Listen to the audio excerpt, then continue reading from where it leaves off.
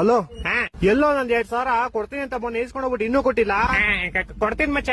ಯಾವಾಗ ಕೊಡ್ತೀಯಾ? ನಿಂಗೇನ್ 2,000 ತಾನೇ ಬೇಕು?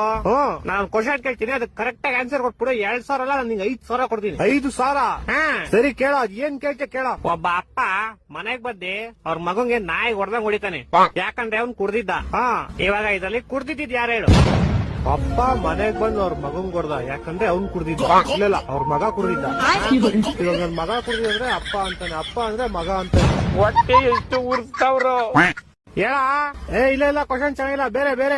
ಸರಿ ಅಪ್ಪ, ಆಯ್ತು. ಈ ಕ್ವಶನ್ಗೆ ನೀನ್ ಬರೀ ಹೂನಾ ಅಂತ ಆನ್ಸರ್ ಮಾಡ್ಬೇಕಷ್ಟೇ. ಆಯ್ತು ಕೇಳು. ನಿಮ್ ಮನೆಯವ್ರು ಗೊತ್ತಾ ನೀನ್ ದಿನ ದೇವಸ್ಥಾನದ ಮುಂದೆ ಕೂತ್ಕೊಂಡು ಭಿಕ್ಷೆ ಬೇಡ್ತೀಯ ಅಂತ? ಹೂ ಗೊತ್ತು. ಗೊತ್ತಾ? ಇಲ್ಲ ಗೊತ್ತಿಲ್ಲ. ನಿಮ್ ಮನೇಲಿ ಗೊತ್ತಿಲ್ವಾ ನೀನ್ ಭಿಕ್ಷೆ ಬೇಡೋದು?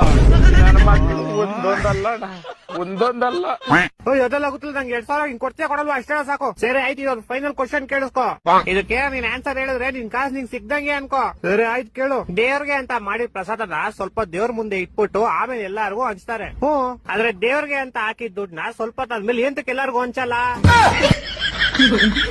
ಹೌದು ಮಚ್ಚ, ಇಷ್ಟು ವರ್ಷದಿಂದ ಈ ಕ್ವಶನ್ ನನ್ ತಲೆಗ್ ಬಂದೇ ಇರ್ಲಿಲ್ಲ. ನಿನ್ ಕಾಸು ನಾನಲ್ಲ, ದೇವಸ್ಥಾನದ ಪೂಜಾರಿ ಕೊಡ್ಬೇಕು. ಹೋಗೋರ್ನ ಕೇಳು. ಹ್ಞೂ ಮಚ್ಚ, ಇವಾಗ್ಲೂ ಕೇಳ್ತೀನಿ ತಾಳು.